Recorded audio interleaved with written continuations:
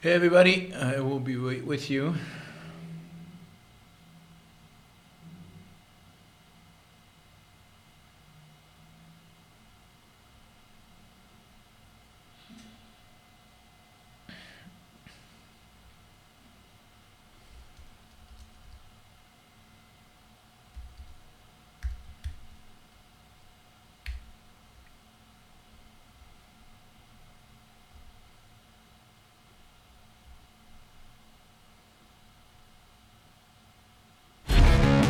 The Radical. Fundamental principles of freedom, rational self-interest, and individual rights. This is the Yaron Brook Show.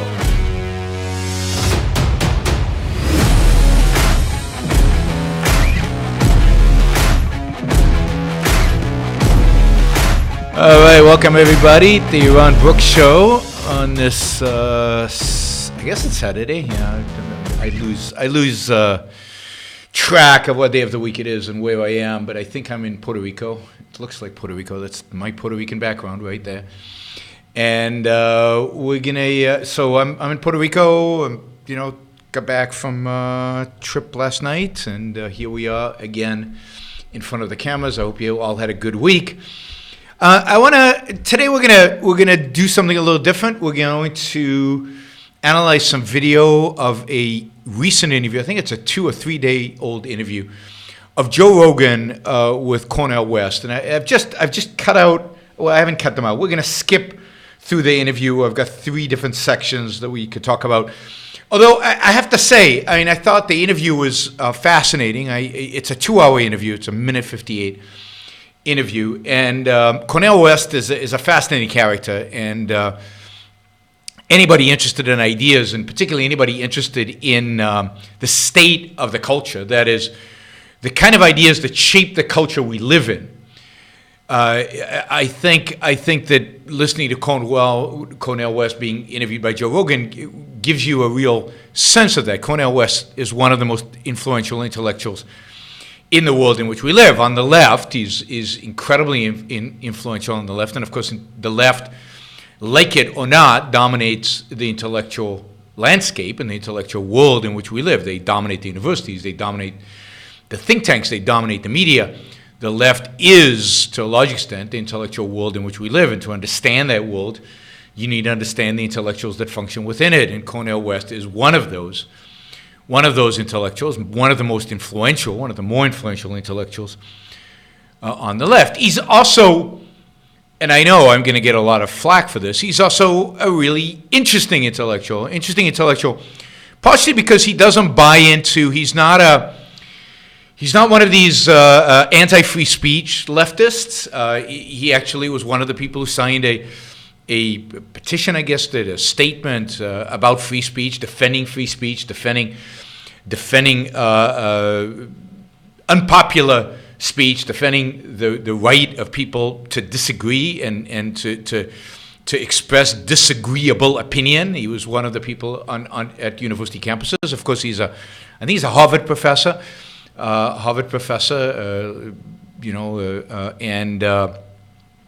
It was meaningful that somebody as prominent on the left as Cornel West, came out and defended free speech at a time when free speech on American campuses a year or two ago was under attack by almost everybody. So almost everybody on the left. So it was nice to see Cornel West stand up in defense and sign a statement of intellectuals across the political spectrum who defended the principles of free speech. He's also an interesting character when it comes to discussions of identity politics.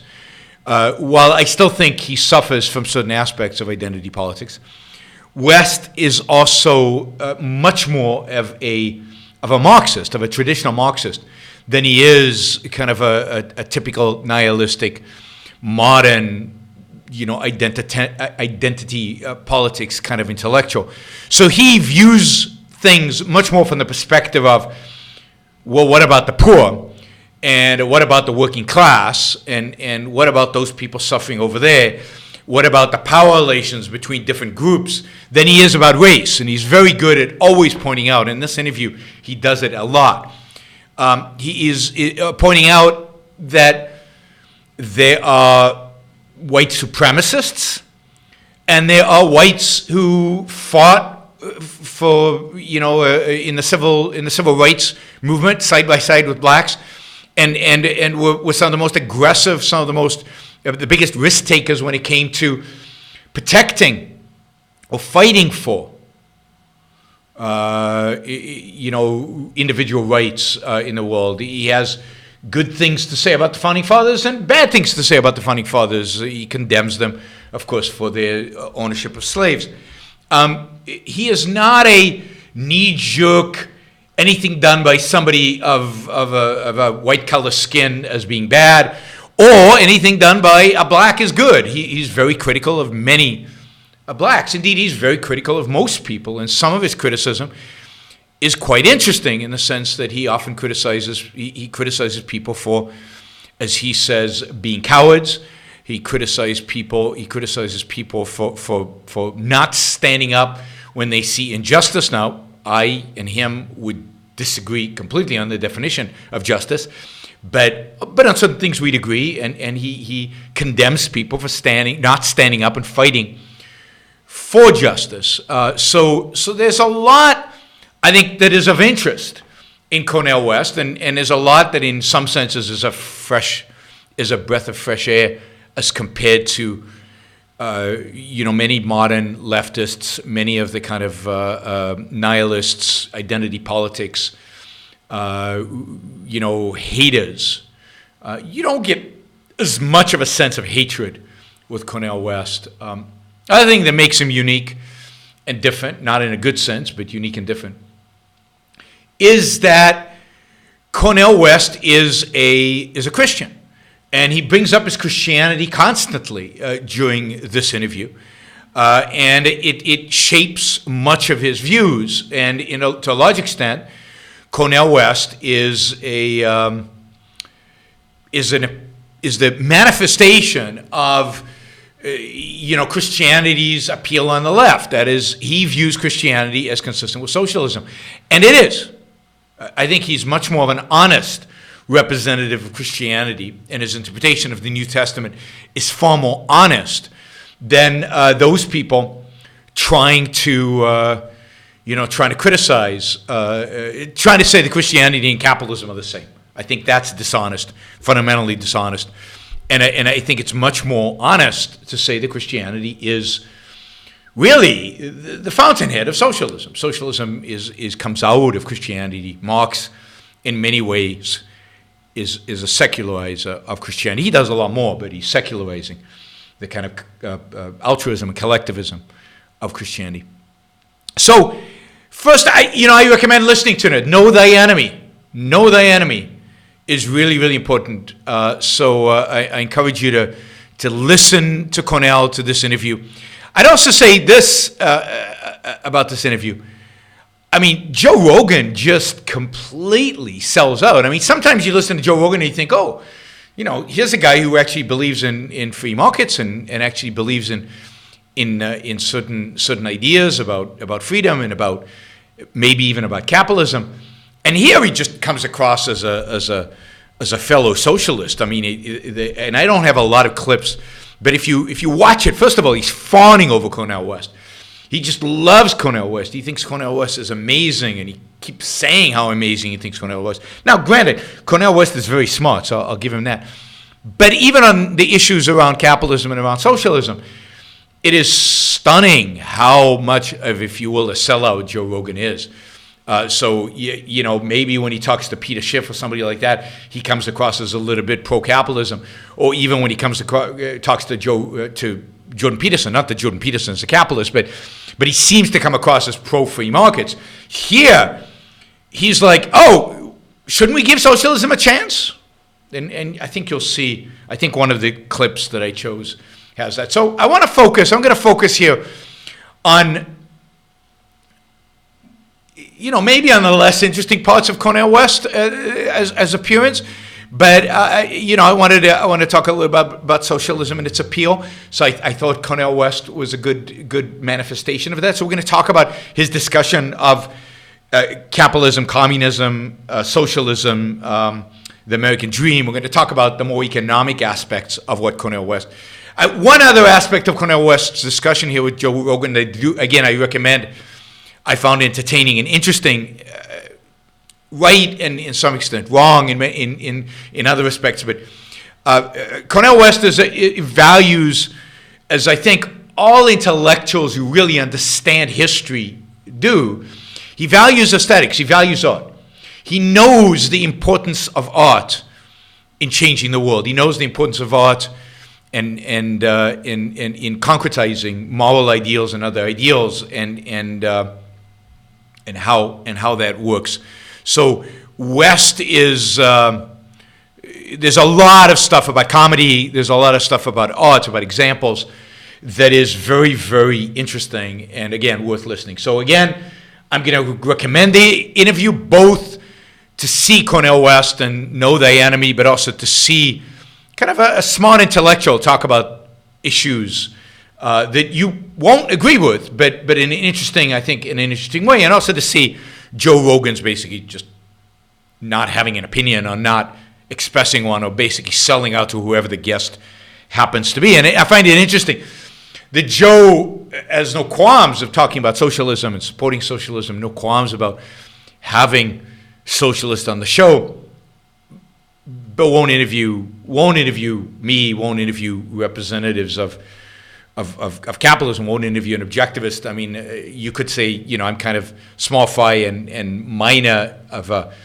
name out there, but he's interviewed all kinds of people who have relatively minor followings. But he hasn't yet gotten around to interview me, so we will see. And he's refused to do it. I mean, he's clearly had the opportunity. The opportunity has been there, and in a sense turned it down. All right, I'm accepting Super Chat questions. Feel free to ask them and use the Super Chat on YouTube. That's how I take questions from the audience. You can spend $1 on a question. You can spend $100 on a question. $100 is preferred to $1. $1,000 would be even better. The money you spend on the questions goes to supporting the show and supporting generally the work that I do, the intellectual work that I do. So do that, but I'm not going to take any questions that are at least unrelated to this particular topic until the end. So you can ask the questions. I'll copy paste them to make sure I preserve them. And Sir Slam or whatever your name is, I've got your question. I've written it down, so I will get to it, but it'll probably be towards the end of the show. It will not be right now. I want to keep this right now on this experience. So what I'm going to do is I'm going to play parts of the interview. I'm going to play, and I'm going to I'm going to basically play 3 segments of this interview, give you a little flavor of Cornel West, but also I'm going to critique it and criticize it and show the problems that the left has in defending their point of view, and the problems the left has in criticizing capitalism, but also the problems that capitalism has and the capitalists have in defending their perspective. And I'm not going to use Joe Rogan as an example, but I think that a lot of the challenges that Cornel West presents, and he doesn't present, they're not very deep challenges. So but we'll get to that. But it's still true that the Christian right and the libertarian right are going to have a hard problem. Are going to have a hard time dealing with them. So we're going to jump right in. I'm going to make comments as we go through. I'm going to stop and start, and we'll see how this goes. Let me switch screens here so we can get a little. There we go. There's Cornel. I mean, look at those eyes. I mean, anyway, Action Jackson asked, "Is Cornel West a racist?" I would say that of all the kind of leftist intellectuals, I don't consider Cornel a racist, because he's very much makes the effort, at least, to point out always the good and the bad among groups. And he actually, in this interview, and I don't have that clip, but in this interview talks about the fact that we should stop collectivizing, we should stop generalizing, we should stop talking about people in these general terms and talk about individuals and talk about individual ideas. So I actually think Cornel West is not a racist, or if he is, it's relatively minor as compared to some people, some of the black intellectuals out there who are vicious racists, black racists and white racists, and certainly on both right and left. I don't see Cornel making the kind of generalizations and the kind of attributions, the kind of negation of an individual because of his ethnic, cultural or national or racial background, although I'm skeptical there is such a thing as racial background, but of those kind of things, I don't see him doing that. But I haven't read and I haven't watched enough Cornel West to give you a definitive statement about that. And there's nothing I heard in this interview that would suggest he's a racist. And a lot of times I heard him really being clear about, you got to judge, in a sense, individuals, and there are good people who happen to be this skin color, and there are bad people who happen to be of a certain skin color, and you don't generalize based on skin color, which is the exact opposite of racism. All right, I think we'll jump into it, and we're gonna take these segments. I think you guys, I think you can see me in the corner there. There I am. Hey, everybody! You can see Cornel West in the main thing, and we're just gonna play this out and see where it goes. I think the beginning here, he's talking about somebody who went to jail for being a communist. Now, communism needs to be radically called into question. Now that's good, right? So he's saying communism needs to be radically called into question, and he's saying that because he's just said, well, this guy went to jail because he was a communist, and he realizes what he's saying, and he's saying, look, communism is a bad thing. Communism is not a good thing. But there's a but, of course, with Cornel West. In terms of its dominating forms, like the Soviet Union and China on the Mao and so forth. Are they non-dominant forms of communism? I never heard of any non-dominant forms of communism. But at the same time, when you look at Karl Marx and his critique of capitalism, this is prior to Lenin, prior to Stalin. He says capitalism is tied to this obsession with profit that puts profit before people. Now, this is the theme. And you'll see Joe Rogan even catches on to this obsession with profit. The assumption, and he makes this assumption, he just makes it naturally, and it goes through the entire interview whenever he talks about economic issues, and Joe Rogan just plays right into it, and you see this on the left always, and to some extent you see this even on the right with people like Stephen Bannon when they criticize capitalism. It's obsession with profit. Now, what is profit? And he assumes that obsession with profit is bad.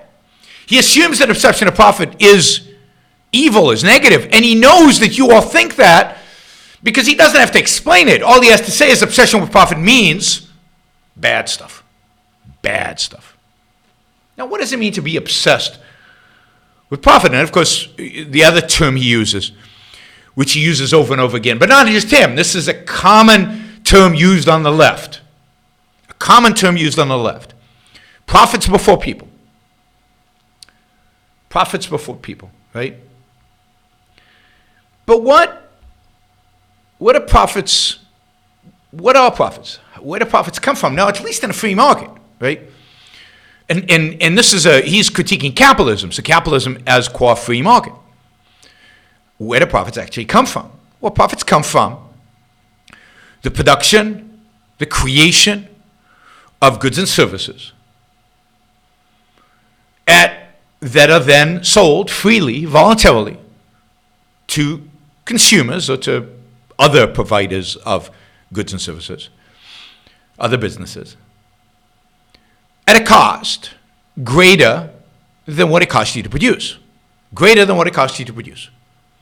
Now, why are people willing to pay you that? Why are people willing to pay you more than it costs you to produce? Well, first, they don't know how much it costs you to produce. They're willing to pay you for it. Why? Well, because they are getting more value out of whatever it is that you produced, whatever it is that you made. They're getting more value out of it than you are charging them. Because otherwise they would not engage in the transaction. And this is Econ 101. This is not hard. This is where intellectuals like Cornel West evade. They're smart enough to get this. This idea of the trader principle. This idea of win-win relationships in economics, in trade, in free markets, are not difficult. Not difficult. So you have a relationship here where a producer produces something, a creator creates something, and he sells it to person B. And the reason person B is willing to pay for it is because whatever it is that they're buying, whatever service they are getting, it is worth more to them than the money they're giving up. And if it wasn't, they wouldn't engage in the transaction. They wouldn't engage in the transaction. I always use my iPhone as an example. If you pay $1,000 for an iPhone, it means that you value the iPhone more than $1,000. Now, you might be right or you might be wrong.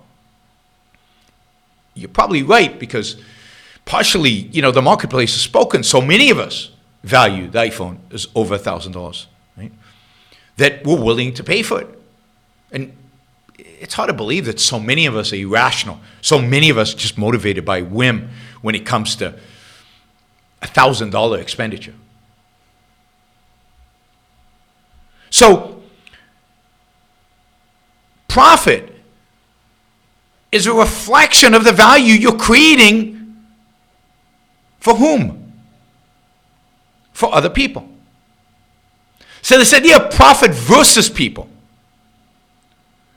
Now, we'll get to what he means by it in a minute because, and he never explains it, and the left almost never explains what they actually mean by it. It's a term they throw out and they just assume you all get it. But the fact is you cannot make a profit without making the lives of other people better, without creating value for other people, an objective value. If it is not an objective value, yes, some people might buy it on whim, but it will not last. Any lasting profit is a profit generated by producing something that is objectively valuable to the people consuming it. They are better off. Now, it's true, you can come up with examples where, there's a few examples where that might not be true. And I would argue that in a rational, civilized society, you wouldn't be generating profits, not significant profits from them. Think of drugs, think of the sale of cocaine in a free market. Well, that is not a very profitable business because you're not actually creating value. And the people are better off in some subjective, momentary sense, but they're not better off long term. And as a consequence, they're repeat buyers for a while, but not for very long. They die or they overcome their addiction. So you can't produce long-term profits from selling at this value. An objective disvalue. So profits against people is just absurd. It's a complete misnomer. Obsession with profits means an obsession for creating values that other people benefit from. Now, I'm getting all these super chat questions, which I'm having to copy over. So that slows me down a little bit. So if the question is unrelated to what we're talking about, I'd really appreciate if you could delay the question until we finish with Cornel West, because it really does distract me. But I do want your questions in the super chat. I can't read the comments, and I'm not going to answer questions that you're not willing to put a dollar amount towards. So, what does Cornel West actually mean when he says profit ahead of people? Well, Cornel is fundamentally a Marxist, and he's talking here in the context of Marx, right? He's just said we have to remember Marx who came before communism. He never mentions, by the way, that Marx was the inspiration for Stalin and Lenin and Mao. That is never mentioned.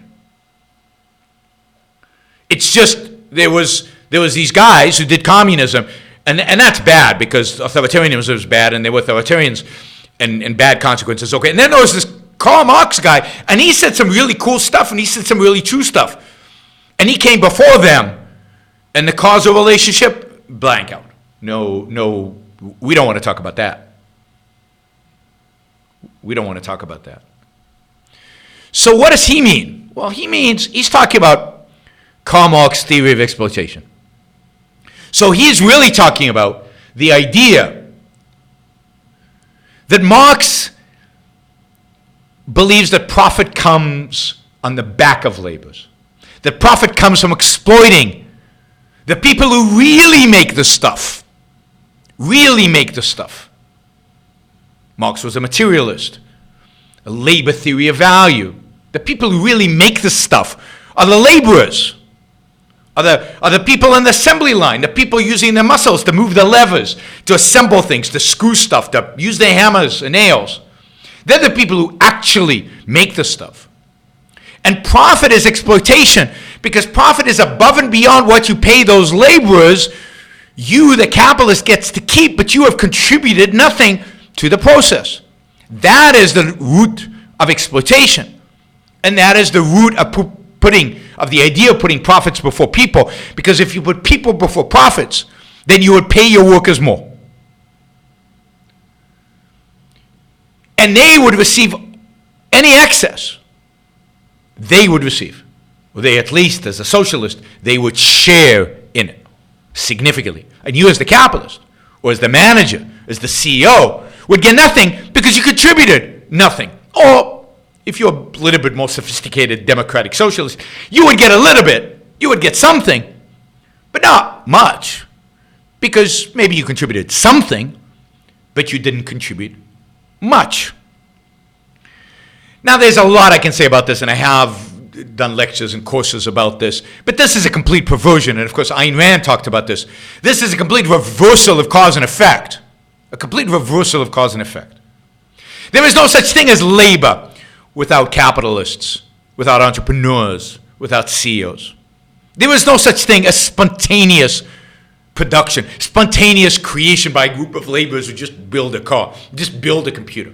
Somebody, some entrepreneur, some genius, some inventor, and then some capitalists have to get together,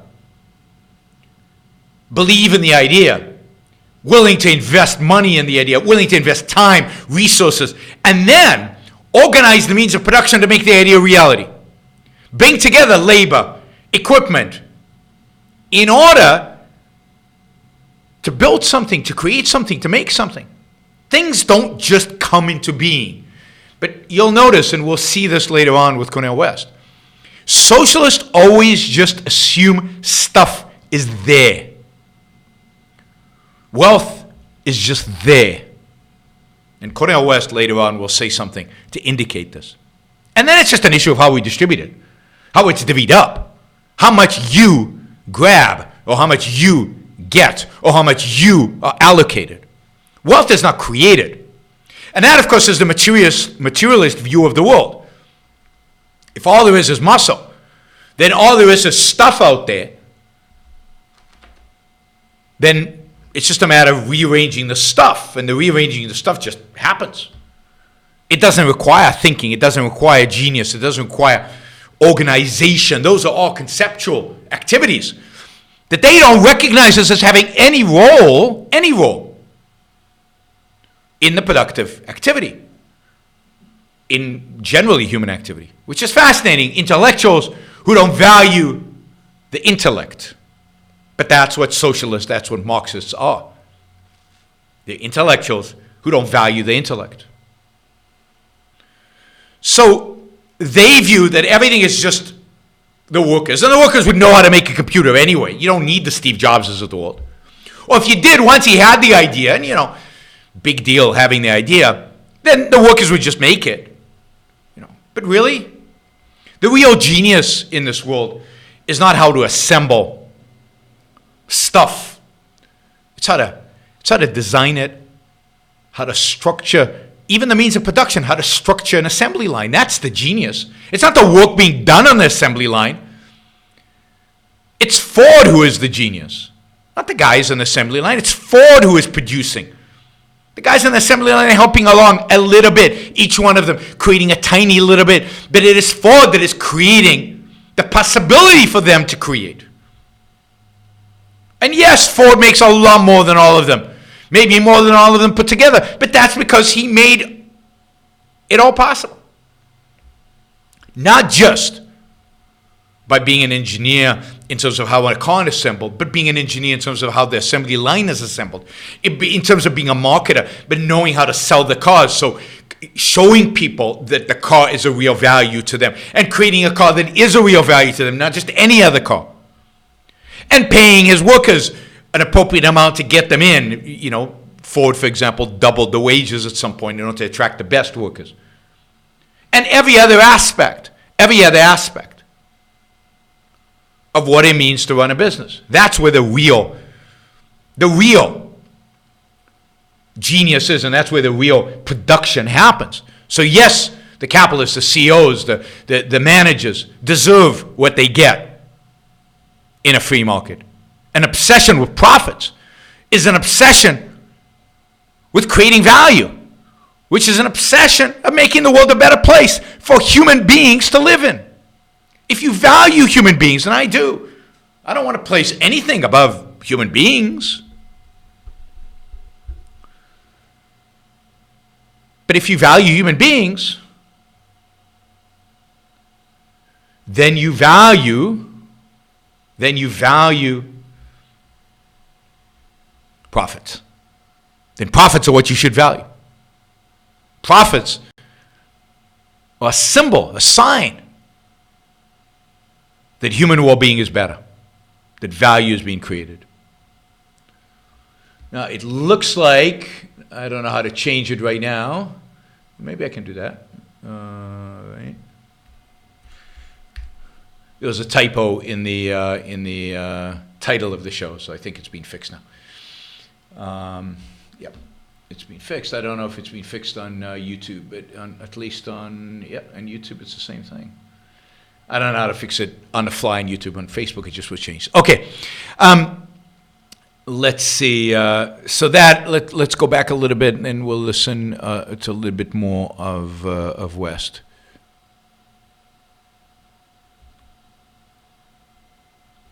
Dominating forms like the Soviet Union and China on the Mao and so forth and so on. But at the same time, when you look at Karl Marx and his critique of capitalism, look how he lights up when he says Karl Marx. I mean, this guy loves Karl Marx. The true leftist intellectuals, really, particularly the not so modern ones, the ones who are more interested in the poor than they are interested in skin color, are true admirers of Karl Marx. It truly is sickening. Prior to Lenin, prior to Stalin, he says capitalism is tied to this obsession with profit that puts profit before people, and it will generate oligopolies in which there will be grotesque levels of wealth inequality, and the only way that poor and working people will be able to gain access to any resources is through organizing and mobilizing. Now, none of that is true. None of that is accurate depiction of Karl Marx. And none of that, of course, actually happened. He's suggesting it all happened. The idea that capitalism generates oligopolies is fundamentally false. It's just never happened. It just doesn't happen. And it didn't happen in the 19th century as if people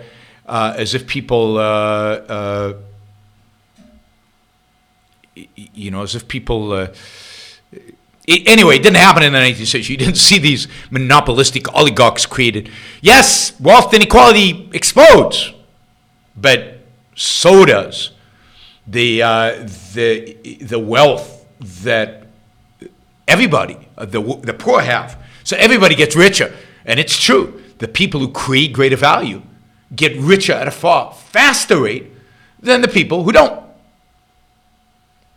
But again, he's not going to explain why that's a bad thing. Nobody ever today needs to explain why wealth inequality is a bad thing. They just state it. It just is a bad thing. We just know that it's a bad thing. Marx didn't really talk much about organizing and mobilizing. Ultimately that happened. It happened organically when capitalism matured and the working class rebelled. But he's suggesting that Marx was an advocate of labor unions. Labor unions are a very primitive form for Marx. Marx is much more about, the big collective proletarian, and the change they will bring about. But this idea, which he says, right, that the poor stay poor, nothing happens to them without this organization. Even Karl Marx never says that, right? Karl Marx says the poor have gotten richer. There's a middle class. Capitalism is brilliant at bringing people out of poverty. That's not the fundamental Marxist critique of capitalism. But it's what they latch onto. And they use it primarily to justify kind of the labor movement. Prior to Stalin, he says capitalism is tied to this obsession with profit that puts profit before people, and it will generate oligopolies in which there will be grotesque levels of wealth inequality. What is grotesque levels of wealth inequality as compared to ungrotesque levels of wealth inequality? And the only way that poor and working people will be able to gain access to any resources. But that's, again, access to resources. So here, this is important. Access to resources. This is what I meant before by saying they think stuff is just there. Stuff is just out there.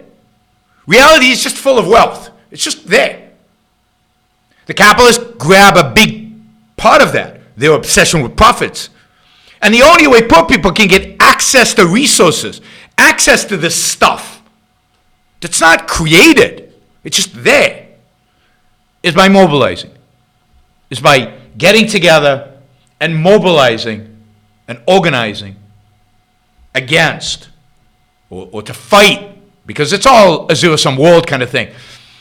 The capitalists have got all this stuff, and now the working class has to organize, has to mobilize through labor unions primarily, or through democracy, to grab their stuff. No recognition of where wealth comes from, who creates it, how it's allocated in a free market, where it comes from in a free market. None of that. None of that. Organizing and mobilizing. Now you can accept that Marxist insight without being a Marxist. Well, he's just telling the truth. Is he telling the truth? Now watch Joe Rogan. Do you think that socialism just hasn't been implemented correctly? Is that what you think? Because the argument has always been, show me a socialist economy or socialist government that ever worked. Right. But there's so many people that find the idea of socialism attractive because it combines this idea of a community with a nation, and that we're all tied together, and we obviously have some socialist. Okay, before I go on, because now he goes on Joe Rogan's asking the question with what sounds like real sincerity, but notice. He says socialism is attractive, and he's right. And this is the key question that anybody who's advocating against socialism and advocating for capitalism has to come to grips with. Why is socialism so appealing? Why is it so attractive? And Joe Rogan says it. It's because of this community tied to nation, it's because of the appeal of collectivism. And deeper than that, it's because of the appeal of altruism. Socialism is attractive because altruism is attractive. And altruism is attractive, it's because all we know. It's what we've been taught. It's what we've been raised on. There is nothing else from a moral perspective other than altruism. We've been taught that it's right to sacrifice, that it's right to focus on those who don't have, that they are the standard of good. The meek shall inherit the earth. And this comes from Christianity. It comes from secular philosophy. It comes from everywhere.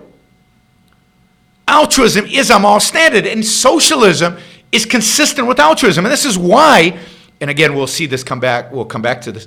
Christian cannot defend capitalism, and many libertarians can't defend capitalism because they assume altruism. And altruism is socialism. And Joe Rogan here is identifying it, not as explicitly terms as I wish he would, but he identifies it, right? He sees it. It gives you this warm, fuzzy feeling. What's that warm, fuzzy feeling? It's that feeling of, caring about your brother, caring about the group, caring about other people, and putting their well-being ahead of yours. I don't want to think about it too much, but yeah, that feels good. That's what morality really means. Aspects to our civilization in terms of like utilities and military. The military. We're not going out. Now notice the equivocation here. And again, this is kind of equivocation that is childish and that you'd expect better both from Joe Rogan and from Cornel West. So, he mentions utilities, but the military, police, these things are socialism. So, and this is maybe the damage some of these anarchists have done, capitalism, is that people associate capitalism with everything as private. There is no government. And that's the danger these so-called anarcho-capitalists have done to us. They have no conception of what government is for under capitalism, what capitalism actually is. They have no definition of it. They never define it. And if you never define something, then it's just capitalism is private stuff. And we don't have private police and private military, so that must mean we're not, those things are socialist. No. Capitalism is 100% consistent. Actually, capitalism requires a government with a police force and a military. Anarcho-capitalism is a contradiction in terms. You cannot have capitalism if you have anarchy. But again, notice how the culture, and Joe Rogan I think represents the culture, and I think to a large extent, Cornel West does, certainly more than I do, more than you do, most of you. They represent the culture. They just take this for granted. All the stuff the government provides, that's socialism. And they mix in stuff it should provide, stuff it doesn't provide. It's all this mishmash. That's all socialism. And then it's just a question of which parts of it do we think should be privatized? There's no principle. There's no idea here. And Ayn Rand's idea, of course, that government is instituted for the sole purpose of protecting individual rights. And then the question is, what, therefore, should the government do in the protection of individual rights, and what shouldn't do? There's a standard now. But there's when you don't define things like these guys do, or where your definitions are so fuzzy, they're kind of meaningless, then what you get is this mishmash of stuff. So it's the military, firefighters, police officers. There has to be some kind of governmental control. There has to be some kind of government, but the problem is this, that if we have to view democratic socialism as a moment in the larger movement of democracy. My dear brother Jeff Stout, who's one of the great philosophers and thinkers of democracy, calls them egalitarian freedom traditions. Now notice what he's doing here. And this is something true of the left generally. Again, the more intellectual left, is what they really push is democracy, is the will of the majority, the will of the people. They're majoritarians. They are for democracy. And democracy is always pure democracy. Democracy that rejects the idea of individual rights. And you'll never hear these guys talking about real individual rights. They'll talk about rights when it's convenient, civil rights in particular. And they will talk about, they somehow reject democracy when it violates the rights that they hold dear. For example, equal political rights, because democracy is equal political rights. That's the absolute. So they'll fight for equal political rights, but they don't care about economic rights. Those don't matter. So voting is the most important thing to them.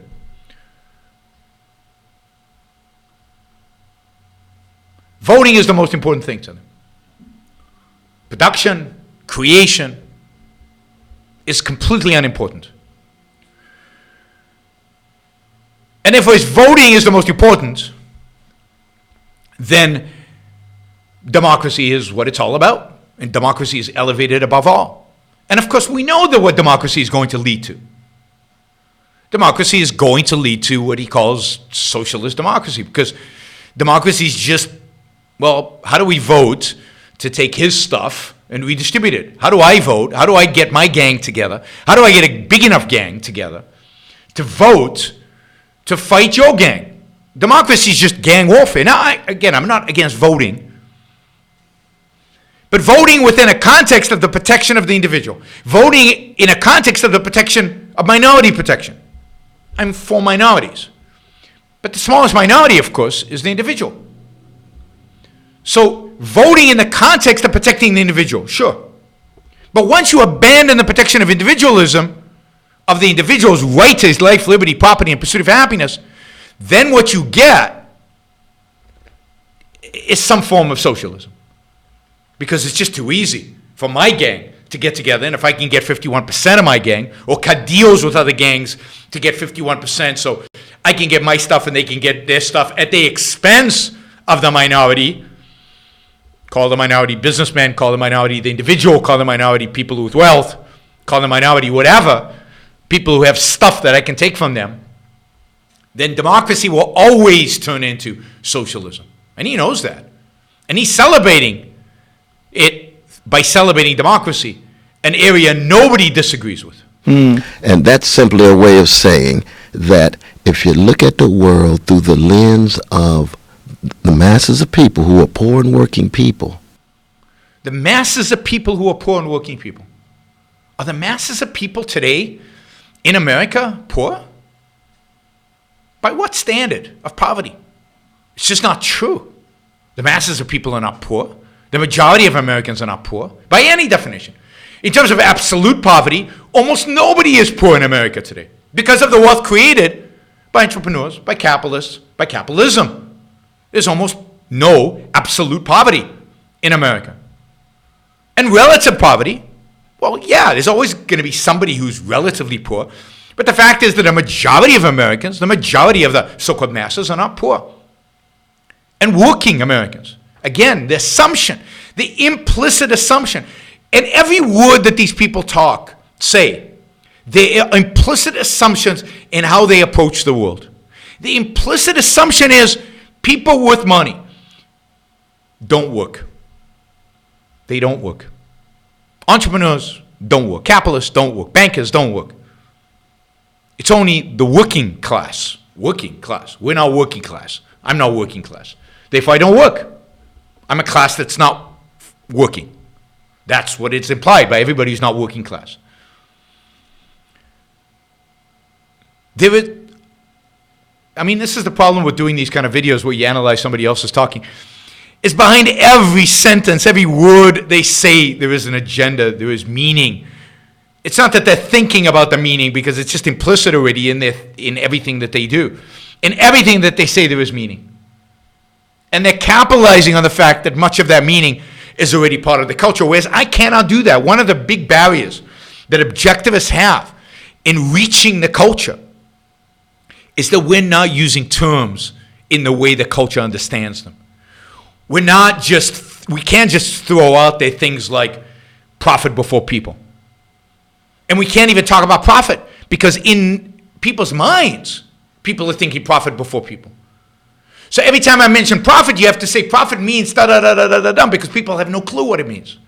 Or their understanding of it is so perverted, so distorted, that they're hearing something completely different than what you're saying. They're hearing that you're for placing profits before people, that you want to screw people. That's what they're hearing when you talk about profits. It's biggest challenge, I think the biggest challenge we face is that people are not used to having terms defined. People are not used to, and they're not open to having the terms that they don't think enough about the terms that they use for you to redefine them for them and for them to accept that and to think about that. Too few people are willing to have their conception, not even definition, conception of terms challenged. What are the conditions under which they can have security from domination? Security from domination. Now notice that for him, capitalism is domination. Capitalism is exploitation. Capitalism is the domination of a few, the capitalists, over the masses of poor people. Where are they exactly? The masses of poor people. What are the conditions under which they can have dignity by holding forms of oppression at arm's length? Capitalism is oppression. Capitalism denies people dignity. And for me, it's not an ism. You see, if capitalism vis-a-vis feudalism can generate liberties and freedoms, I'm for it. See, hear that? This is exactly Marx's argument. Yeah, capitalism is an improvement over feudalism. Capitalism is an improvement over feudalism because it knocks down the aristocrats. It knocks down, people who have money, who have stuff because they stole it or just because they were born into it. Not born into just inheriting, but born into a status. And he's saying capitalism is good if it does that, but And that's precisely what the middle classes did when they broke from feudalism in Europe, or broke from feudalism in other parts of the world, right? You had to overthrow kings and queens in the name of personal liberties. But those personal liberties were confined too often to white brothers with property. now this is true. And this is the legitimate, whatever legitimacy they have for their arguments, this is some of the legitimacy, right? That the liberties were too often confined. Now, what they don't talk about is that capitalism created the conditions and the ideas that made liberty possible for everybody. Ultimately, the eradication of slavery, the equal rights for women, that made all of that possible. But it's true that at the beginning of capitalism, only some people were free. Only some people were free. And that's the one thing they have to latch onto. But that's not capitalism. That is true of the very beginnings. And this is what gives their argument some aura of credibility. Still wrong. Because the only way to liberate everybody else is through adopting those personal liberties for everybody. And that's the system of true capitalism. It's when everybody has personal liberties. And those personal liberties are protected by government. And that's the only thing government does. But everybody has personal liberties, including the capitalist, including the middle class, including those who have. And that force is the only thing that goes up against, the only thing that can violate those personal liberties. And that's what the government needs to extract from society. But that's not where they're going to go with this. And the white brothers with no property, they're either trying to hold on to their whiteness so they become like the white brothers with property, or they make moral choices and said, I want to be a person of integrity. I want to fight with the folk who are being excluded. Now, this is what I said before. Most leftists would say, yeah, capitalism brought about, slavery, was on the backs of slavery, and all these whites, they benefited from it. And Cornel West is much more subtle than that. He's saying there were white people who had the liberty because they were property owners. This is Marxism. But then there were white people who didn't have all those liberties and weren't property owners. And they were screwed by the system too. And then they had two options. They could become property owners, or they could just put their head down and pretend nothing was going on, or they could fight for liberty for everybody. He doesn't generalize around race in the way so many leftists do. And I give him a huge amount of credit for that because the temptation is so much there. Right? So, you can see this attitude towards capitalism. Notice how little he spent about criticizing communism, and that at the end of the day, he is not going to criticize. He is not going to criticize Marx and relate the relationship between Marx and communism, which he says he rejects. And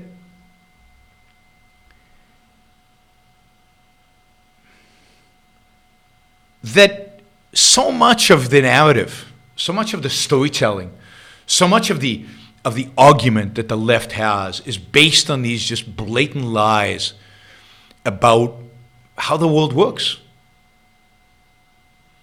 how profit works, how wealth creation works, how people get wealth.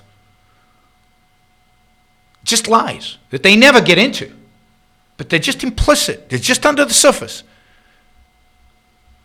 And nobody ever challenges them on it. Because the only people who can challenge them on it are people who have a philosophy grounded in reality, grounded in understanding of not just markets, but the morality of markets. And that's objectivist, nobody else. Nobody else can really challenge these guys on this. Here's more Cornel West. They were dying at 30. There were no laws against child labor. Whoops, I wanted to go a little earlier than that. I'm not sure why it started so late. To do have. They have the same value, and of course, as a Christian, for me, Yes, they have Christian, exactly notice- the same value. All people have the same value. So how will they get to do have? They have the same value, and of course, as a Christian, for me, they have exactly the same value, right? So how will they get it? Well, here come socialist movements that say, first thing they want to do is, Wait a minute. We need to go earlier than that. Let me just hear it. I think it's with Joe Rogan's Maybe question. the lens that we should look at something like democratic socialism This is where through. we should start. Not that it can't work, but that it hasn't been implemented correctly before. Notice Joe Rogan feeding him this line, right? that's why we got to get beyond the ism. You're absolutely Beyond right. the See, ism. what makes, not just the United States, there's been democratic experiments all around the world in various circumstances. We become central stage because we become a world power that understands itself as a democracy, with all the contradictions that go hand in hand with that. Notice that Begin from as a socialism, settler he goes colonial straight to enterprise, democracy. Straight Still to got democracy. slavery, patriarchy. Workers don't have the right to engage in collective bargaining in the United States until the 1930s.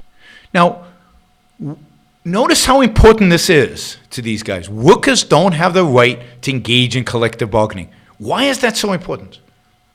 Well, if you believe that the fundamental relationship between a worker and an employer and a capitalist is exploitation, then the only way a worker can protect himself from being exploited, because that's a fundamental relationship, that is the essential nature of that relationship, is to form a gang, to form a group, and fight, and have the law protecting them. Now, also notice that this is just untrue what he's saying, because you could do collective bargaining well before the 1930s. There were unions in the 19th century. The only thing is they didn't get any governmental protection.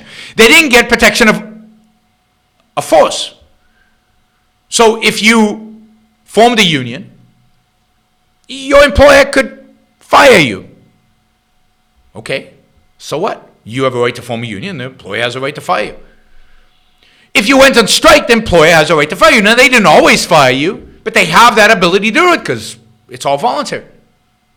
What the 1930s brought is an involuntary adoption of labor unions, as granting them special power, special force, the ability now to impose their will on management, when management couldn't act, couldn't fire them, couldn't defend itself, but had to accept them, had to accept their ability to use violence, for example, against replacement workers, and that the government would protect the unions. That's the change. It's not that there were no labor unions before that. It's the labor unions didn't have any special rights. But if you're an intellectual and you think that the relationship is a relationship of exploitation between the employer and the employee, then yeah, labor unions become the central part of your thinking, because it's the only way for the employee to defend himself. Argentina had it in the 1830s. Yeah, Argentina had labor unions in the 1830s. They had active labor unions earlier than the United States. Guess what? Where would you rather be a working person? In America or Argentina? Only been on the cutting edge for social justice. Love you down there in Argentina. But they know that. But they had collective bargaining. Why? Because our robber barons and our power elites. Robber barons and power elites. Robber barons. And you got to repeat. If you're a leftist or if you're anti-capitalist, repeat robber barons, robber barons, robber barons, robber barons. Because that institutionalizes it. It gets into our minds, this idea of exploitation, of grabbing stuff, not of creation, not of building, not of making, not of trading, not of making the world a better place, not of values, not of improving people's lives, but of thieves, of stealing, of taking, robber. And why baron? Well, because they want to associate it with aristocrats. So he's being disingenuous when he compliments capitalism for getting rid of feudalism. He wants to bring the same terminology of feudalism onto capitalism, which is the robber baron. Robber barons were aristocrats that stole. Now, one of the great, and I've talked about this often in the past, one of the great tragedies of American history is the way we treat the great industrialists of the 19th century and call them robber barons. These are the people who actually created America. Not politicians, not generals, the people who actually made America.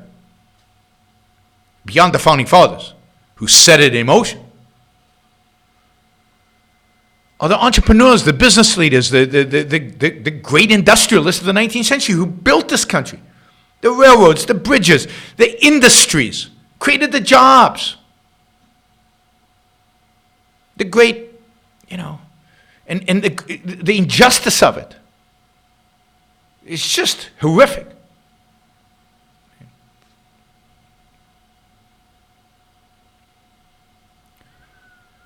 It was so powerful. They became so powerful. Rockefeller and Company had private militias that were... Now this is just, he's lying here.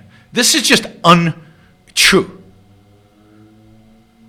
Rockefeller had militias bigger than armies? And a lot of public armies. Mm-hmm. Just not true. Now, some of the industrialists hired Pinkertons, hired, in a sense, private security in order to protect themselves against the rampages of the unions, and sometimes they went too far. No question about that. In the early parts of the capitalism, sometimes they went too far in violating the rights of their workers, in violating their individual rights. But this is just lying. As presenting them, again, as robber barons. Barons with armies who steal stuff. To make sure workers were not able to engage in collective bargaining. I was in San Francisco just yesterday at the Commonwealth Club, which is now lodged in the Longshoremen's Association, which is fascinating. The Commonwealth is well-to-do, ruling class. Harry Bridges, longshoremen, strong unions. Jack London, another great socialist there in Oakland. Great socialist. And what were they trying to do? They were just trying to ensure that ordinary people gain access to jobs with a living wage. That ordinary people have access to jobs with a living wage. America's had, a mixed economy, but periods that have been quite free for 250 years. Has there been a shortage of jobs with a living wage in America? I mean, people came from all over the world. They still do. Illegal immigrants cross over the border. Why? Mostly to get jobs that are living wages. They might not be paid as much as Cornel West is at Harvard, but they're being paid so well that they're willing to risk their lives to come into this country. Now, I know some of you think Cornel West is a clown. No, Cornel West is one of the leading intellectuals of the left. If you just dismiss people like this as clowns, you will lose. He's not a moron. He's not a clown. He is emblematic of the intellectual world in which we live. And unless you're willing to confront him in intellectual terms, present with the facts, but deeper, presented with the philosophy that counters what he's saying, you will lose, and we are losing. All of us are losing. Because, of course, the socialist rhetoric is on the right as well. It's not like the right is pro-markets. Capitalism is losing. Capitalism is losing because we're not challenging him. We're not challenging him directly. Oh, he's a clown, he's an idiot, he's stupid. Ignore him. Ignore him at your own peril. It's an education. This is one reason why I spend so much time with my dear brother Bernie Sanders, right? Mm-hmm. Because it's a democratic project that simply says, how come poor children can't have access to some of the things that the children of the well-to-do have?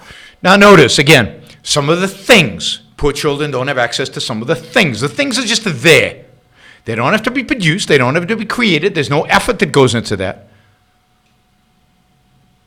It's just the things.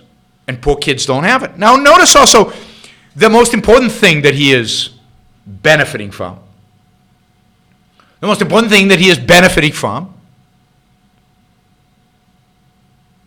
is altruism. Why isn't the question that always pops into people's mind, how will the average person do under capitalism versus under socialism? Or how will the really, really talented person do under communism, or under socialism or capitalism? No. Even those questions don't pop into people's minds because they're not altruistic enough. The question that pops into everybody's minds when you talk about capitalism is, well, but how will the poorest of the poorest of the poor do under capitalism? They are the standard. They're the standard of goodness. They're the standard of morality. They're the standard of what constitutes a good system or bad system. Not how the genius will do. Not even how the average person will do. How will the least, how will the poorest, how will the dumbest do?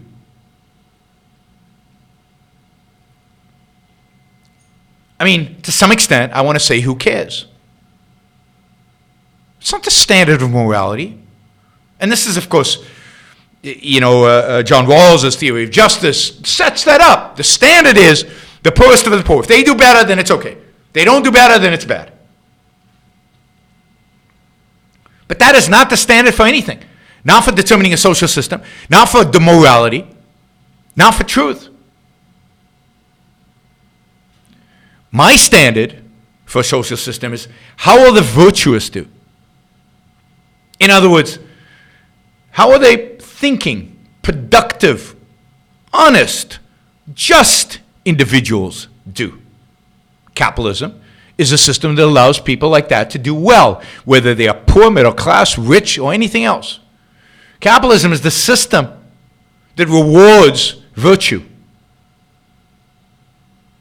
Socialism is a system that rewards vice. It rewards sacrifice.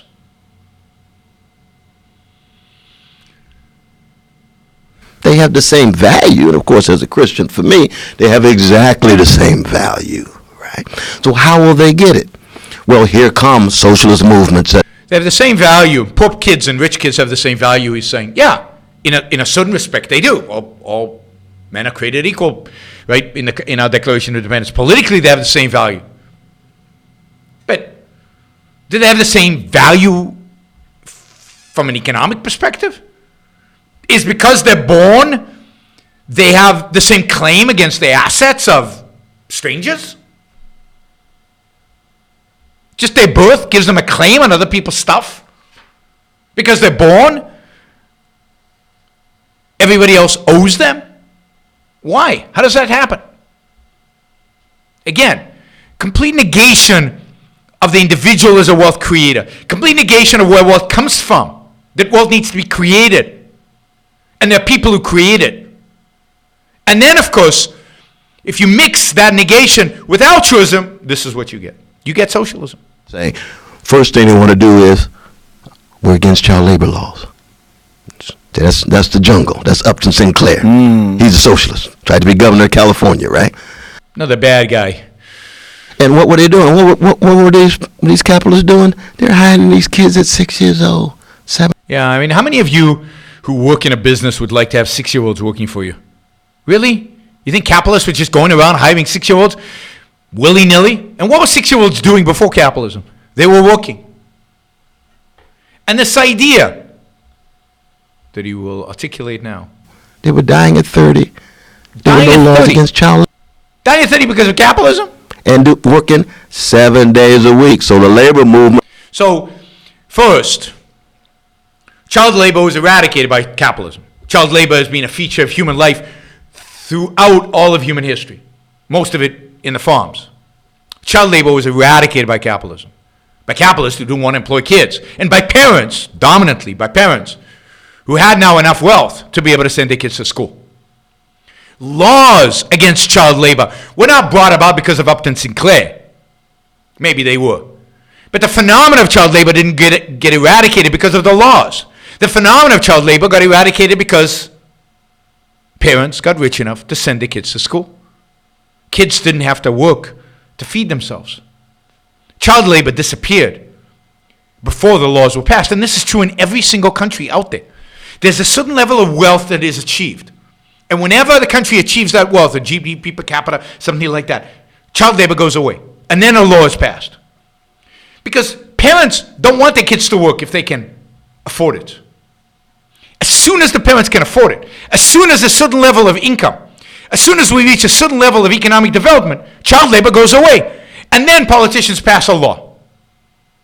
Always, everywhere. And again, this is not hard to figure out.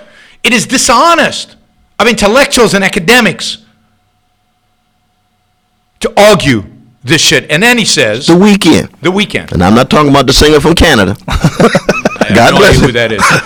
I'm talking about the 2 days we have off. Because if we didn't have that from the socialist movement and the labor movement, they'd have been working young kids 7 days. They did that year after year, decade after decade. So two fallacies here. First, it's not true. Child labor was declining throughout the late 19th century, early 20th century. And second, where did the Weeknd come from? Now, it's true. In terms of legislation, that came very late. But where did it actually come from? Well, the idea of a weekend where you didn't work, has roots, of course, in Christianity and Judaism and the idea of a Sabbath and the idea of a day off. And it was already being instituted in many factories in England during the early part of the 19th century. And in the United States, right? In New England, in cotton mills, in 1908, instituted the first 5-day work week because they wanted to respect their Jewish workers, so they gave Saturday off in addition to Sunday. It wasn't unions that created that. It was open negotiation between workers and between employers. Employers who have the interests of workers because they want them to work. They want them to be happy. They want them to be productive. In 1926, by the way, Henry Ford, one of those, I guess, robber barons, began shutting down his automotive factories for all of Saturday and all of Sunday, not because a union demanded it. Because it made sense from a business perspective. Now, it's true. The Amalgamated Clothing Workers of America Union was the first union to demand and to receive a 5-day work week. But that wasn't novel. That wasn't new. That was already well established in relatively capitalist America. Established by capitalists and negotiating freely without the use of force, without the use of labor laws, without the use of government, freely to establish working conditions that were beneficial to all parties involved. Right. That's greed. There's no accountability. Now, nobody's going to call him on that That's stuff. where Nobody's going to call him. that whole idea of let the market decide falls Here's apart. Joe Rogan for because you. the market just wants profit, right? It falls apart because it wants And profit. that doesn't mean that markets cannot be used in democratic ways. But they need to be ethical. But they got to be ethical. You got to have And what does ethical mean? Ethical means some accountability Means and regulation. And child labor laws were very important at breakthroughs at that time. But there are other. They weren't important at all, have laws to actually. make sure They were the irrelevant. water was clean, the food was regulated and clean, and so forth. There's a narrative that you get from poor people often, or people that are lower middle class, that are against the concept of socialism because they equate it with people that want a free ride. That's right. They equate it with people that don't want to work hard. That's right. And it's a strange narrative when you consider all the things that we talked about already, like what we need with the fire department and the police department and all the different ways that socialism does form utilities and all the different ways that socialism does form a part of our culture and our community. Why do you think that is this narrative, and how does that narrative get reshaped? Because that narrative of that the only reason why people want socialism is because they want a free ride. Right. Oh, that's a wonderful question, brother. One is that we have to listen very closely to our right-wing brothers and sisters. So condescending. And conservatives and middlers, because oftentimes, they're human beings like anybody else, and they've had their own arguments. I don't think they have strong ones, but they have their own arguments. So the first thing you'd say about that is, what makes you think that the well-to-do don't have free rides? What is inheriting wealth all about? Well, inheriting wealth is free ride. Absolutely. So Joe Rogan says inheriting wealth is free riding. There's a big difference. Now, we can argue about what inheriting wealth actually means and the extent to which it is. But think about it. Inheriting wealth, in a sense, is free riding off your parents. And Cornel West goes on to talk about, schools and the connections of getting into the prep schools. You're free riding off your parents. Schools and so forth. What is socialism? Socialism is, and parents who choose to let you free ride off of them if they're engaged in paying for all your stuff. What is socialism? Socialism is free riding off of strangers, off of people who you have no relationship with. And it's using the government to free ride off of them. It's using force. It's using coercion. There's a huge difference. If somebody inherits money, you could say, oh, that's bad. But it's bad for him. Because he doesn't get the benefit of actually living. Working hard, let's say, for a living. But socialism is a mechanism of stealing from some to give to others. Now, comparing the two is just completely inappropriate, wrong, ignorant. But the reason it makes sense for Cornel West, the reason it makes sense for the left, is that they associate wealth with stealing. The only way the parents got the money is they stole it. Because capitalism is a system of exploitation. Capitalism is a system of theft. Capitalism is a system fundamentally of redistributing wealth, resources that already exist out there, or that were produced by the workers and were stolen by the capitalist. So to them, the very notion of the wealthy, they are free riders. Still a kind of free ride. Yes. So if they're preoccupied with this issue of being free ride, we tell them, let's make sure that people do work hard. Yes. How do you do that, by the way, in socialism? How do you make sure people work hard? I've never seen a socialist system that finds a way to make sure that happens. It's just impossible. Because the fact is that you have a higher claim to stuff.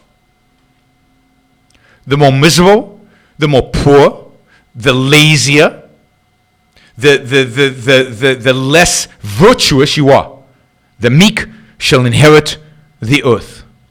Sacrifice, and therefore in some way deserve what they have. Now, if you deserve what you have by sacrificing. Sacrifice is the standard for having stuff. Just based on that principle, the upper echelons of American society, they don't deserve be it. Indicted. Yes. Deep indicted. And it's not a matter of hating the rich, because I don't believe in hating anybody individually. I hate greed. Yes. I hate injustice. I hate white supremacy. I hate anti-Jewish prejudice. I hate anti-Palestinian prejudice. I hate patriarchy and so forth. But the human beings where these ideologies filter through. All right, we're going to skip forward one more time, and we'll do one more segment. And then I've got a bunch of Super Chat questions, and the show is already way too long. Let's see if I can find this. 5438. Okay. you're going to get 8 seconds of other stuff. No matter what color they are. Well-adjusted to injustice is a Well-adjusted to very, injustice. very... By the way, well-adjusted to injustice, which is the term Cornel West came up with there, is a really good term. You have to give him credit for that. It's a real nice play on words, and it's true. All these people are well-adjusted to injustice, calling the greatest benefactors of humanity in all of history, calling them robber barons, and just flowing with it. That's well-adjusted to injustice. Well-adjusted to injustice, because that is a massive injustice. A beautiful way of putting it. No, that's part of the part of the problem. The American dream, it doesn't go far enough. This is good stuff. Notice what he says here. And dream says, I'm going to work hard, sacrifice, and get mine, and live large and some vanilla. Now notice too the terms he uses. The American dream is I'm going to sacrifice. So again, sacrifice, this noble idea. But more importantly, it's I'm going to get mine. Get mine. What does getting mine mean? Not I'm going to create. I'm going to work hard. I'm going to build. I'm going to make. I'm going to get mine. Sounds like a gangster. I'm going to get my stuff. Stuff that you took from me. I'm going to get it. Suburb, maybe with a trophy spouse. Yeah, I'm going to be in the suburbs with a trophy spouse. I mean, that is so condescending. So condescending to so many Americans. How many middle-class people think of their wives as trophy wives? I mean, yeah, there's some rich people who do that. But really? That is the essential characteristic of the American dream? Myself. You say nothing wrong with wanting to gain access to resources. Nothing wrong with wanting to gain access to resources. Again, this is how they think. Nothing wrong with wanting to gain access to resources. Wealth is just out there. Some people have access to it, some people don't. The wealthy have access to the resources. Other people don't. The American dream is wanting to get access to resources, not creating the resources, not building the resources. Again, values are not created. This is the two essential characteristics of a socialist mindset. One, wealth is not created, it's just there. Two, altruism. Who should get the resources? Those who need it the most. And both to some extent are dishonest. Certainly the resources are just there. Is this building that Marxists have created for 200 years now, 150 years, of just building on this notion that stuff just exists, wealth just exists, values just exist. Well, somebody's asking, how does this guy get to teach? Because he's really smart. And is articulating the case that almost every intellectual out there believes in. It's not how he gets to teach at Harvard. It's how did Harvard and all these other schools become a bastion of such ideas? And where is the alternative? Where are the alternative sets of ideas? Where are the better thinkers? Because I don't see better thinkers out there. I don't see people who get it, who really understand where wealth comes from, who can actually challenge a Cornel West on intellectual foundations. Where are the thinkers who reject altruism? Where are these better thinkers? The fundamental battle of our time is philosophical, it's intellectual, it's ideological. And we cannot win it unless we have really, really good thinkers on our side. And if you think a really, really good thinker is somebody like Jordan Peterson, who thinks values are out there and you need to go out and search for them, the same thing. In a spiritual sense. I think the truth is in Christianity, which Cornel West will agree on. Or thinks that the truth is in some, Jungian mumbo jumbo. You think Jordan Peterson could beat Cornel West? You saw what happened when Jordan Peterson went up against Zizek. He couldn't come up with one decent argument for capitalism. Not one. So where are the intellectuals? If this is so easy to dismiss, If the idea is, how can this guy teach at Harvard? It's so easy to dismiss. Then where are the intellectuals who would replace him at Harvard? Where are the people who are going to teach real good economics, the value of capitalism, the greatness of capitalism? Until you have those people in large numbers, the Cornel Wests of the world are the best the left has to offer, and they're the ones who dominate. Most professors on the left are 1,000 times worse than this guy. This guy's smart. He knows what he's doing. Working hard, nothing wrong with living where you want to live. But then the question becomes, now you're successful, but you're not great. Greatness has to do with he or she who uses their success for something bigger than them. Mm-hmm. Something bigger than them. And this is the altruism. This is the big part of the altruism. And this is where there's no difference between the left and the right. I mean, I remember George Bush constantly talking about doing something greater than yourself. Every single president has talked about sacrifice, doing better than yourself, bigger than yourself. That's what has to be challenged. All right, I'm gonna end it there. We could go on all day because the whole interview there's so much content there that we could cover. But I'm gonna end it there. We've already gone almost an hour and a half. Until we're willing to challenge this idea of something greater than yourself. Now, there are things, and he brings this up, the Founding Fathers fighting for liberty. Yeah, but liberty, not because it's greater than you, because your life requires it, because you are the standard. You, the individual, are the standard. And the reason you're willing to fight, the reason you're willing to risk your life, the reason you're willing to go into battle is not because it's greater than yourself. Not because the idea of liberty is greater than yourself. Not to be a martyr. The reason you're willing to go and fight and risk your life for it is because your life necessitates that liberty. That's what the Founding Fathers understood. It's how, the extent to which liberty is required for human life. It's not about things greater than yourself. There is nothing greater than yourself. You're it. Your life is it. There is no afterlife. There is no thing out there that you should sacrifice for, that you should live for. You should live for you, and only for you. But what does that mean? That, of course, means a lot of things. Living only for you means,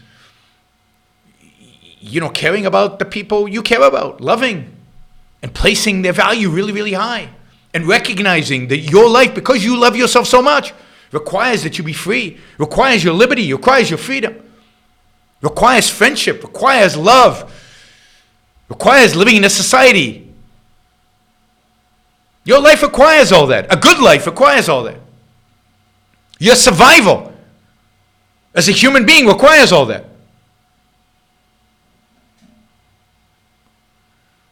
So it's not because you don't fight in a war, you don't care for your loved ones because it's a cause greater than yourself. You do it because of how important those values are to you, to your life. Give me liberty or give me death. It's not because liberty is some abstraction that is greater than me. It's give me liberty for my life, for my values, for my happiness. Because otherwise, it's better to be dead. Certainly if I didn't fight for them. Okay, let's do some questions quickly, and we'll see. I don't know if you should send me more questions, because this show is already super long, and I've got a bunch of super chat questions here. Thank you, OMG, for the compliment. He says my video on the NHS is killing you is a masterpiece. If it's a masterpiece, it's a what do you call it, spontaneous masterpiece, because it was not planned. It was in a Q&A. I'm really good at Q&As. We need more like short videos of my Q&As, because I sometimes just get in a zone and just rip into the audience, and that's the videos that people most like. Somebody says, I see the primary problem with socialists on the right and left is the belief they are politicians are fighting for good. I think most politicians are only interested in acquiring more power. I think that's right, but I don't think that's the primary problem. No. The part of the problem is that they think that somebody else has a say in their lives. Imagine if you had angels as politicians. Imagine if we had angels as politicians. That is, politicians with pure hearts. Politicians that only wanted to do the good for you. They can't. By definition, they can't. Who's the only person who can do good for you? You. You have to choose the good. You have to discover the good. And you have to do the good. Nobody can do it for you. Nobody can choose your values for you, tell you how to live, make your life meaningful. You have to do it. It's your responsibility. The problem with socialists is not that politicians are corrupt. That's Hayek, and that's a conservative critique, and it's wrong. The problem is that virtue must be chosen. You must choose your values. You must choose your life. You must live your life. Central planning isn't wrong because they can't do it. Central planning is wrong because your life cannot be planned by somebody else. Should not be planned by somebody else. It's your moral responsibility to plan your life and to live your life. And nobody else can do it for you. If they do it for you, it's not you. It's not moral. Socialism is wrong because it limits our freedom. Socialism is wrong because other people dictate our values. Socialism is wrong because it denies our right to live our own life for ourselves. Socialism is wrong because it tries to dictate to us how to live and what to do, and it uses force, coercion, in order to achieve its goals. That's what makes socialism wrong. I don't care who the politicians are. Even if they're angels, the greatest people in human history, it's still evil. Evil, not just wrong. Because it uses force to dictate my life to me.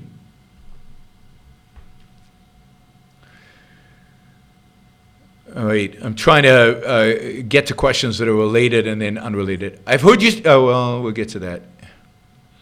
It seems like all criticism of capitalism comes from incompatible ideologies. From the objectivist perspective, is there anything bad about capitalism, or is it an absolutely perfect system? It's an absolutely perfect system. Now, you have to define capitalism right. Capitalism is the system, the social, economic, political system, where the sole role of government is to protect the rights of individuals. That is absolutely perfect for a political system. You know, for heaven, I don't know. But for a political system, that is absolute perfection. You cannot do better than that. And yes, you're absolutely right. The criticism of capitalism comes from incompatible ideologies, wrong ideologies, ideologies that do not view the individual as sovereign, ideologies that do not view the individual's moral responsibility to himself, that morality is about achieving your own life, surviving, thriving, prospering, and ultimately striving towards happiness. It's ideologies that reject that moral individualism, reject the importance of the human mind, reject the importance of reason, and therefore understand that force, being the opposite of reason, must be eradicated from human life, and that's why we need the concept of rights.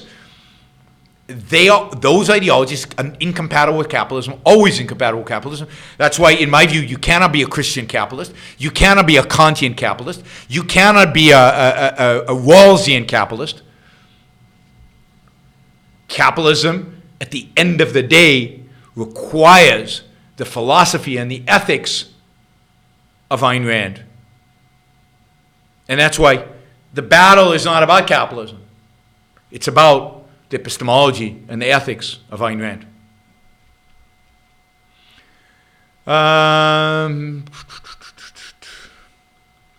If I theoretically owned all the land in a free market, would I be justified in charging any rent? Would people be looters if they didn't pay? Well, I mean, I don't like these theoretical questions. I think they're silly. There is no such thing as owning all the land in capitalism. The land you own, you have a right to charge rent. People say, what if somebody owned all the land surrounding me? How would I access my home? Well, there's always been the idea of access, that you can use other people's property in order to access your property. That's part of kind of the conception of property rights, even historically. I just don't like these hypotheticals because they're silly, because it can't happen. It's a theoretical impossibility. How would you get access to all the land? All the land. By what mechanism could that happen if you couldn't use force? Why would people sell you all the land? Did you get the money in order to buy all the land from these people? Did you steal it? So it's just, and why would you want to own all the land? And yes, people are looters to the extent that they don't respect other people's property rights. But this isn't a property right question, because it's an impossibility. It's one of those, you can't judge ideas by random hypotheticals, by unconnected to reality hypotheticals. Give me a situation in the real world. It's easy enough. There's enough going on. Choose something that actually happens to human beings. It's just like you don't judge ethics based on lifeboat scenarios, based on trolleys, the trolley example. You analyze ethics based on day-to-day life. And the same is true of economics. You don't judge economics based on science fiction, bizarre scenarios. You judge it based on what actually happens in an economy. Aren't these intellectuals, West, Zizek, Peterson, really a phenomena of cult of personality? People seem tantalized by their charisma and eccentric character, and that in turn makes their ideas seem right. Well, there's certainly a certain aspect of that. But I think all of these, particularly those three who are not original thinkers, right? We're not talking about a Kant or a Hegel or even a Marx or even a Jung as compared to Peterson or Freud. These are popularizers to some extent. And yes, I don't know that it's cult of personalities. It's people are attracted to the charisma and to the eccentric character, but they're also attracted to the ideas, and the charisma and eccentric characters is part of the mechanisms by which they convey these ideas. But they're popular because none of those three challenge the fundamental ideas in the culture. All of three of them basically capitalize off of ideas that already exist in the culture, that are ingrained in the culture. They capitalize on that. And then they fulfill a certain need that people have. Whether it's a need to try to understand what's going on in the world through some lens, and Zizek and West use kind of a Marxist lens to understand it. Peterson uses a psychological lens to understand it. I think all those lenses are wrong in the way they're implemented by all three of them. But they serve a certain need that people have. People want to understand the world around them. And they want to be better at understanding the world around them. And all three provide for that in a way that doesn't challenge them too deeply. Doesn't challenge them too deeply. So they don't challenge their altruism. They don't challenge their skepticism of capitalism. They don't challenge the mysticism, although it takes different forms, right? I think Zizek's an atheist, but even he doesn't really challenge the mysticism. Cornel West and what's his name? Peterson are Christians, or at least espouse certain interpretations of Christianity, right? So they're not challenging the fundamental epistemological or metaphysical beliefs of people, and that's what gets them popular. Ayn Rand challenges you in fundamental, foundational ways, and that's part of why she's not as popular, is because people don't want to be challenged in those things. All right. Okay, thoughts on the Russian economy. I mean, the Russian economy is very poor. It's poorly managed. It's very statist. It's very centrally planned. It's very dominated by oligarchs who are protected by government and whose wealth is protected and whose businesses are protected, so there's no real competition. It's an economy to some extent at the whim of one man, Putin, who gets to decide who are the winners and who are the losers, a whole hierarchy that decides who winners and losers are. And as a consequence, the Russian people are poor. There's very little wealth. There's, everybody talks about, Cornel West talked about the masses of poor people in America. Well, the real masses of poor people are in socialist countries or in autocratic countries, or in countries where there's less capitalism, like Russia. So Russia's a very poor economy. An economy that's basically whatever wealth that exists is, to some extent at least, dependent on energy prices. And when energy prices collapse, Russia goes into economic tailspin because it's an undiversified, unfree economy. So it's in horrible condition. What it needs is what every economy needs. It needs a heavy, heavy dose of freedom, which means a heavy, heavy dose of capitalism. I've heard you say that America is very poor culturally. Can you explain why? Or perhaps give an example of what we are missing? I'm going to have to do a whole show on this because it's a complex topic and it's a broad topic.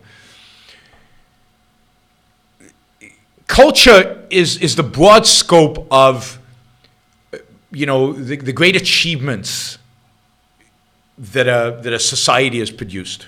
And societies don't produce it. It's the great achievement which individuals within a society has produced that are embraced by that society.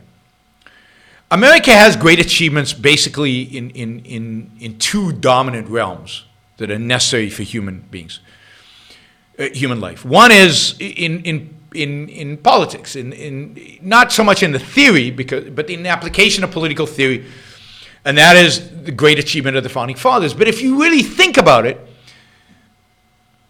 that was an achievement 250 years ago, and it's an achievement that mostly the culture that is America has been trying to suppress, trying to make go away.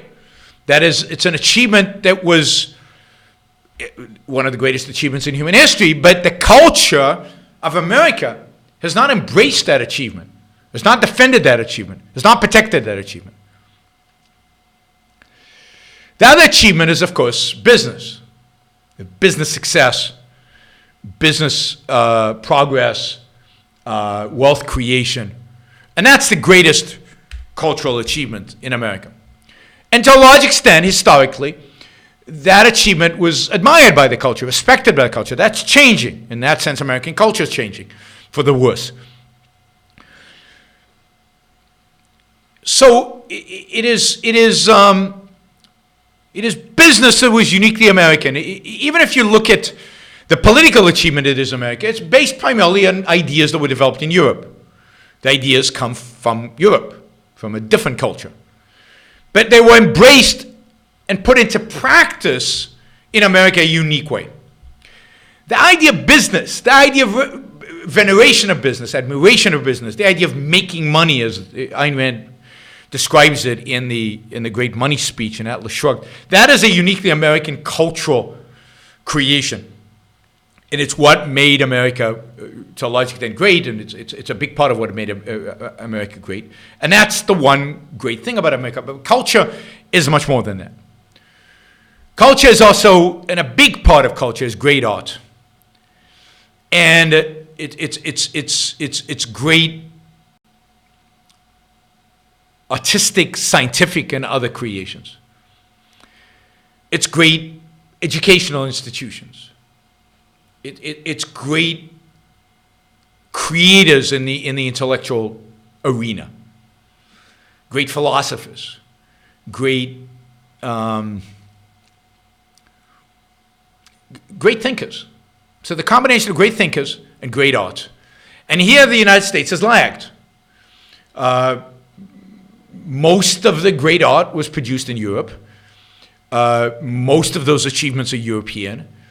Most of the better art that was created in America was somewhat derivative from Europe. Most of the cultural phenomena, maybe with the exception of things like jazz, are fundamentally European.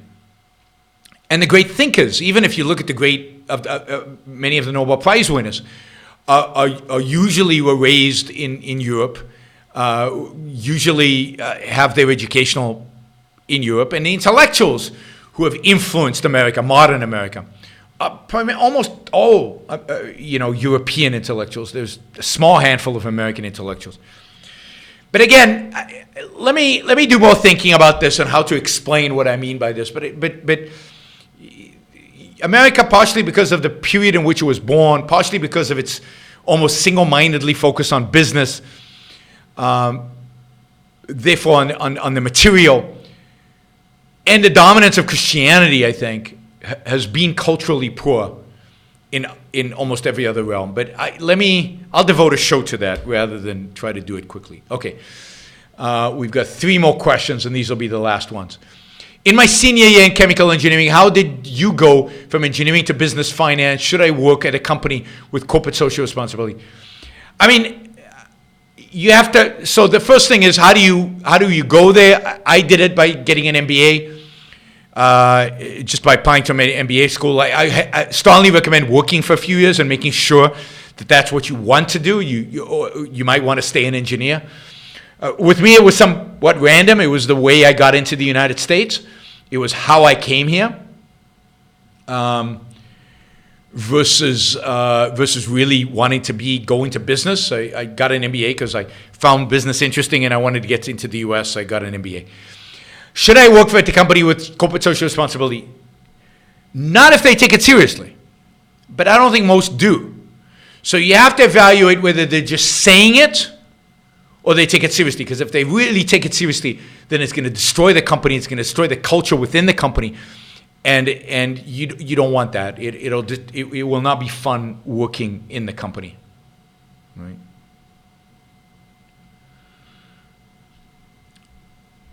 All right. Then has Trump deregulated more than Reagan? No, he hasn't. And more than that, Trump hasn't deregulated more than Jimmy Carter. Jimmy Carter deregulated more than Reagan, and certainly more than Trump. And the big difference is that Trump is deregulating at the regulatory agency by, in a sense, executive fiat. And it's only marginal. So it's small regulations here. There may be with the exception of energy, where there's more deregulation going on. But even there, it's not through legislation, so it doesn't stick. Real deregulation, long-term meaningful deregulation that just can't get reversed at a flip of a switch by the next president, is legislative. It's like doing away with Glass-Steagall by Bill Clinton in 1998. As far as I know, which I think was a good thing, by the way. As far as I know, Donald Trump has not done anything of that magnitude. Doing away with an old regulation in whole through legislation, not just by fiat of the guy running the regulatory agency. Or under Jimmy Carter deregulated the trucking industry, the railroad industry, the brokerage industry. Those were massive pieces of legislation that basically got the government out of those industries to a large extent. Not completely, of course, but to a large extent. Completely changed the world. Trump has done nothing compared to that. Not even an iota. So, anyway. That's just fact. I mean, I would encourage somebody to suggest that. I mean, he got us out of Paris, which is good. And again, he's done things that he can do without going to the legislature and demanding it. And partially that's because you can't build coalitions anymore with Democrats. And in the Senate, at least, the Republicans have never had a 60-person majority. But the fact is that Jimmy Carter got these things across. Ronald Reagan got some big deregulatory bills across. Bill Clinton got some big deregulatory bills across. Framed right, you could have done it. What do you think about Boris Johnson's cabinet, and especially Jacob Rees-Mogg? I think from everything I've seen from Boris Johnson's cabinet, it looks very good. The guy who's the exchequer, he's got a Pakistani or Indian name, Javid, maybe it's Indian, Javid something, is an Ayn Rand fan, very pro-capitalist. Jacob Rees-Mogg is very pro-capitalist. So we'll see what they do, but so far the cabinet itself looks excellent. And I don't know what position Jacob Rees-Mogg has in the cabinet. I haven't investigated. So I'm cautiously optimistic about Boris. Now, Boris Johnson doesn't believe in anything except Boris Johnson having power. But he has put together a good cabinet, a very, as free market of a cabinet as you could imagine in the world in which we live. So I'm optimistic. Is Hong Kong's movement truly good or just uncorrupted by virtue of being delimited so far? Well, I mean, I think Hong Kong's movement is good in the sense that it's resisting Chinese aggression within Hong Kong and Chinese takeover of Hong Kong. I think it's bad in the sense that they don't have a positive agenda and that they really want socialism. Many of them, at least, want democracy in Hong Kong. And the kind of democracy they want, which is majority rule, would bring about socialism in Hong Kong and destroy Hong Kong. It would be great if the demonstrators had a true understanding, a proper understanding of liberty, and were fighting for capitalism. But I'll take them fighting against Chinese authoritarianism at this point. You have to admire their courage in doing that. All right, Greg wants to, in a sense, correct something that I said. I think he's right, so I'm going to read this. Comparing Ayn Rand's popularity with a few recent flashes in the pan, it's worth noting that her works are enduring classics. Absolutely. She's a real philosopher, right? She's a system builder, a changer, a challenger of all the systems that predated her. The right comparison to Peterson et al. Isn't Rand, but us current objectivist intellectuals. Rand should be compared instead to the people who inspired the current pop intellectuals, like Marx, and maybe Jung, less Jung, but Marx, certainly Kant, Hegel, people like that. I agree completely. So the question is, how would you compare me to Jordan Peterson? I think a few things. Jordan Peterson has more, charisma than I do. He has more standing in academia than I do. He is a psychologist. I'm not a psychologist, which I think people want. They're looking for a psychologist. They're looking for that kind of advice. But I think the real difference in popularity, and although, again, I grant that he is more intellectually charismatic than I am, and he has this ability to talk with people rather than to people. I talk to you, I preach. He's not a preacher. But there are preachy intellectuals more similar to my style who are much more popular than I am. Why am I not so popular? I mean, it's a question that, you should answer, not me, because you're my audience. But I think it's because Ayn Rand's ideas that I'm trying to articulate are too challenging still in the culture. Now, would I be more popular if I did a better job articulating them? Yeah. I could be a lot better than I am. There's no question about that. And I try to get better, and I try to figure out what's going to work better over time. I do the best that I know how to do. But is it possible to get more popular than I am with Ayn Rand's ideas? Yeah, I think it is. And I hope somebody figures it out and does it. Because we need to grow this movement. We need to have, public intellectuals who are objectivists, who have massive audiences. Now, the question is that possible in the world today? I think so, but I think it's going to be very, very challenging. And I don't know what it'll take. Because we are asking people to give up everything they hold dear, everything they've been taught to hold dear in the world out there, right? And there's no easy way to do that. And don't know how easy it is to do it in a way and still stay and be popular and have millions of followers instead of tens of thousands or tens of thousands. I don't know. Carol says, I give better accounts of reality than Peterson. Yes, but the question is, I certainly do. I think that's absolutely right. The question is, do people want better accounts of reality? Is that what they're looking for? Is that what they're searching for? And if I do give better accounts of reality, then why don't people follow me? And if that's what they're looking for, I think it's because they're not looking for that. They're not looking to be challenged. They don't want to give up their altruism. They don't want to give up their God. They don't want to give up their semi-mystical beliefs. And yet Sam Harris is more popular than I am, and Jordan Peterson, all these guys are. And I really think it's because they push their audiences only so far. And I push you all the way. Now, again, there are other reasons. I mean, Sam, they all have their own particular styles, charismatic styles, and I think they're very, very, very charismatic. And maybe if I could do what Sam Harris does, speak in that calm tone, maybe I could do it too. I don't know. Maybe if I spoke more quietly and more reservedly and mumbled a little bit like Jordan Peterson does, and maybe I could. I don't know. You guys tell me. Here's a question for you. You can send me emails, yaron@yaronbrookshow.com. How could I do a better job? How do we go from 15,000 subscribers? We passed the 15,000, which was cool a few days ago. How do we go from 50,000 subscribers to 1 million without watering down the philosophy? Now, I'll give you a few examples of how I could get many, many more followers, because I get a lot of people who unsubscribe, particularly when I criticize Trump or religion. So one way I could get more subscribers is to be big on Trump, to be positive on Trump, or to be positive on religion, or to tell you how wonderful Jesus was. But that wouldn't be me.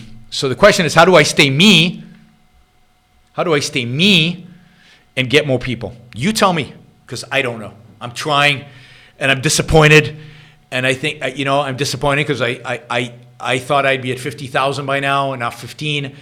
And I thought I'd have a much bigger voice than I do. And, I'm disappointed in me, and I'm disappointed in the culture. So I don't know. So I'm playing Minecraft. No, that's not me. So let me know. Let me know if you have ideas on how to make this better. All right, we're 2 hours in. I know some of you love these long shows. Luckily, Christian is going to go and he's going to splice this up and create some great short videos that hopefully one way I could get big is if you got more involved and you shared more of my stuff. I think, as I said last time, I think objectivists are a little too shy, afraid, hesitant to share. Maybe they don't believe in sharing because they're objectivists. To share my content. But anyway, we'll see. Maybe Ben Shapiro will help me get a bigger audience, because one of these days, we're going to do a Ben Shapiro thing. And stay tuned. Shapiro is popular because he is a very sharp debater. Yeah, well, okay. I'm a pretty good debater. You got a lot of my debates online. I'm pretty good at Q&As. A lot of the videos that have gone viral are from Q&As, and yet the virality of those videos has not led to a significant increase in the subscribers. Adam wants to know how we should have sex. I'm not going to answer that question unless you put some dollars into it and use Super Chat. I'm happy to give you advice on your sex life if you use the Super Chat question. All right. Bye, everybody. I will see you tomorrow. Tomorrow we're having one of these where some of my supporters some of my financial supporters are going to ask me questions. So there'll be a Q&A. I'll also be taking lots and lots of Super Chat questions. So if you've been eager to ask me a question, like Adam, you've been eager to ask me these questions about sex, you can do it tomorrow. So we're going to do Super Chat questions and questions from my largest supporters tomorrow, and that'll be at 3 o'clock. And by the way, in September, I'm doing a series of debates, 3 debates with the socialists, with the author of the Socialist Manifesto.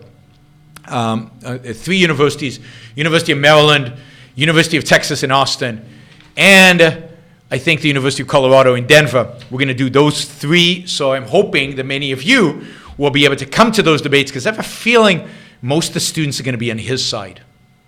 So it would be wonderful to get some love from you guys if you came to the university. So I'll be advertising those once we have final details and final, but look, that'll be in the middle of September. All right, guys, bye. See you tomorrow.